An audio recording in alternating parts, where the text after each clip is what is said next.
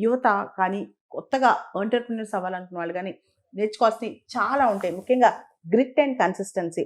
ఓపికగా పనిచేసుకోవడం, ఆ పేషెన్స్ రావటం, అందరిని హ్యాండిల్ చేయగలగటం, వర్క్ ప్రెషర్‌ని హ్యాండిల్ చేయటం, ఇవన్నీ కూడా చాలా మందికి ఈ ఫౌండేషనల్ స్కిల్స్ ఉండవనమాట.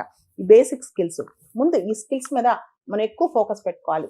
మనలో ఆ కాన్ఫిడెన్స్ కానీ, డిసిప్లిన్ కానీ ఎప్పుడొస్తది? ఎక్కువ మందిని మేనేజ్ చేసినప్పుడు, ఎక్కువ థింగ్స్‌ని టైంలో మేనేజ్ చేయగలిగినప్పుడు, ఎక్కువ మందితో రియల్ టైమ్ ఎక్స్‌పీరియన్స్ ఉన్నప్పుడు, ఎక్కువ మంది పీపుల్ స్కిల్స్ అంటే సోషల్ స్కిల్స్ నేర్చుకున్నప్పుడు మనం ఖచ్చితంగా గ్రేట్ అవుతాం అనమాట. ఒక టీమ్‌లో భాగంగా ఎలా వర్క్ చేయాలి?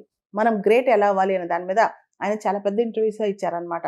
జెఫ్ బెజోసే కాదు, మనం చూస్తే బిల్ గేట్స్ కావచ్చు, మార్క్ జుకర్బర్గ్ కావచ్చు, ఎలాన్ మస్క్ కావచ్చు, వీళ్ళందరూ కూడా చాలా పెద్ద టీమ్స్ రన్ చేశారు. ఉదాహరణకి ఎలాన్ మస్క్ కూడా టెస్లా, టెస్లా అప్పుడు తన టీమ్‌ని ఇన్‌స్పైర్ చేయడం కోసం తను కూడా 3 సంవత్సరాలు టెస్లాలో ఉండిపోయాడు.